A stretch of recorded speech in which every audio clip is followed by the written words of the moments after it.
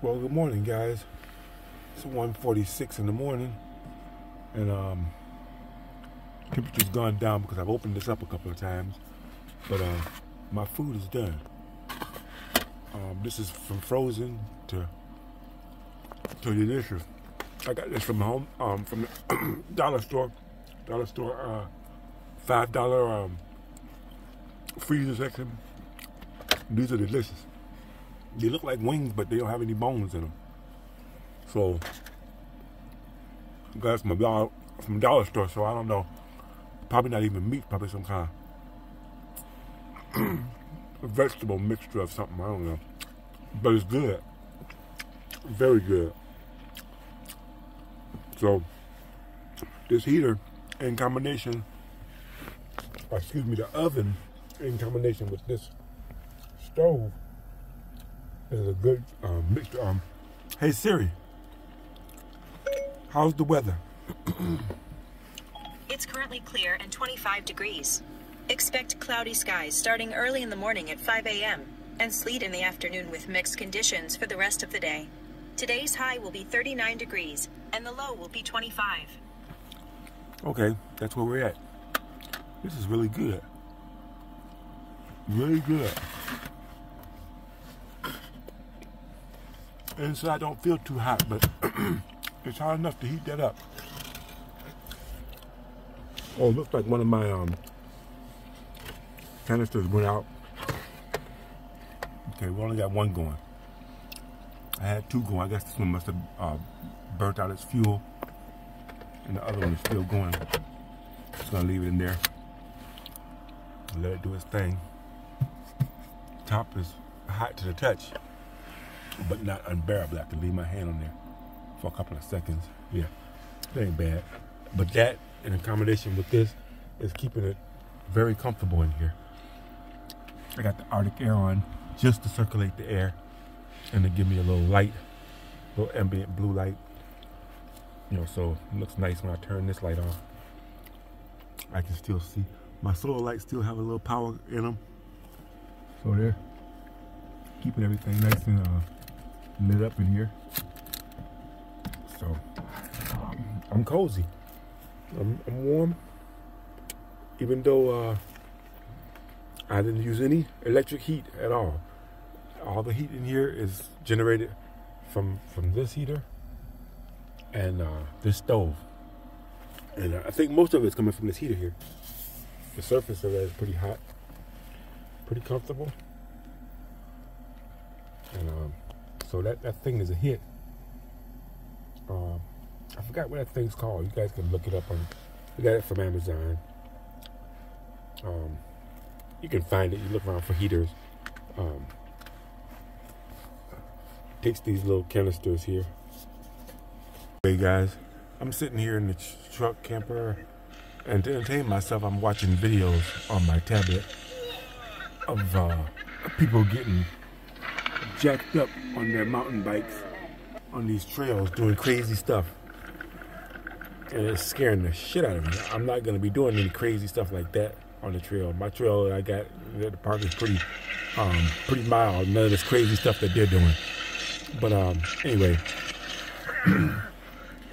that's what I'm up to. I'm watching different videos, checking out stuff.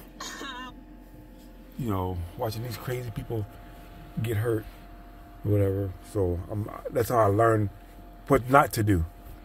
So anyway, gravity has a mind of its own, even though you don't want to fall and get hurt.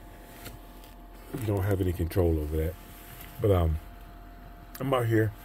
I'm still eating on this food here. This stuff is delicious. Very, very good. So this oven is good for warming stuff up and keeping things warm and bringing frozen food to an edible temperature. It'll probably do very good with TV dinners. So if you happen to have a camper with a freezer in it, you can pack a bunch of TV dinners in there, and then put a couple of those canisters in this thing, throw your TV dinner or two in there. You might get two of them in there, and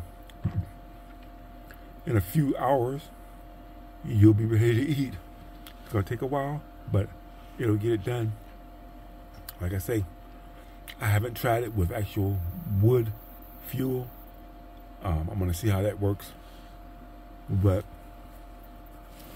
it's an option if you don't have anything else going. Like I said, these canisters work pretty good. 6 hours. I don't know if they've lasted 6 hours, but more like 4 hours. But food is delicious. So anyway, I'm here. I'm getting ready to go to sleep because it's nice and warm in here, and these things should be burning out pretty soon, and then I'll change over to the heater to dry everything out because I'm pretty sure there's not much condensation on anything. Everything is dry in here, but I sleep better with the electric heat than having flames going while I'm sleeping. I do have a smoke detector in here, right there. It's a smoke detector and carbon monoxide detector built in one. So, you know, I'll have some alert if I'm losing oxygen too bad, or if the monoxide builds up too much. But yeah. But I'm pretty comfortable in here. It's not bad. Now with Cole in here with me, this would be really challenging. Cole is in the house, in my bed. I know you're thinking, why would you be out in your truck on a darn 27-degree night when we got a perfectly good house, a perfectly good bed, everything good? What are you doing out there in the driveway, in the back of your truck? Well, guys, I'm doing it because I have to test my stuff out.